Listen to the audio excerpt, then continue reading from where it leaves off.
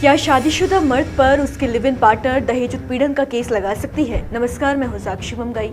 Supreme court के सामने एक ऐसा मामला आया जिसमें एक शख्स पर उस महिला ने गंभीर आरोप लगा दिए जिसके साथ शख्स एक्स्ट्रा मैरिटल अफेयर चला रहा था। अब सवाल है कि क्या कानूनी तौर पर ऐसा किया जा सकता है? इस पर सुप्रीम कोर्ट ने क्या कहा, ये जानना दिलचस्प है, वो भी बताएंगे। पर पहला मामला ढंग से जान लेते हैं, ये रिपोर्ट देखिए।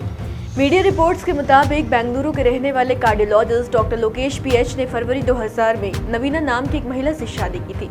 शादी के 10 साल बाद लोकेश की जिंदगी में तीर्था नाम की महिला आई, जिसने दावा किया कि 2010 में दोनों की शादी हुई है।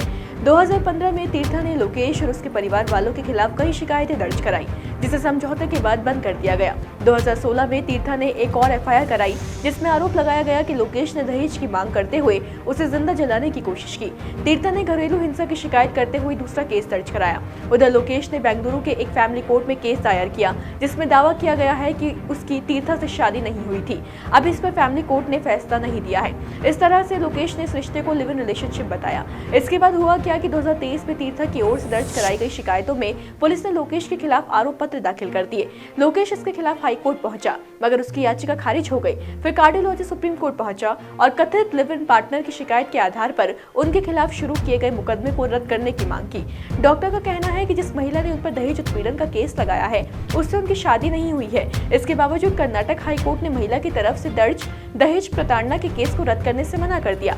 याचिकाकर्ता का तर्क है कि कानून के मुताबिक धारा 498A यानी दहेज प्रताड़ना के तहत केवल वैध पत्नी ही अपने पति या उसके रिश्तेदारों के खिलाफ शिकायत दर्ज करा सकती है, जबकि हाईकोर्ट ने इस प्रावधान को लिव इन रिलेशनशिप पर भी लागू कर दिया है। कर्नाटक हाईकोर्ट के इस आदेश को डॉक्टर ने सुप्रीम कोर्ट में चुनौती दी। वहाँ क्या हुआ, अब वो आपको बताते हैं।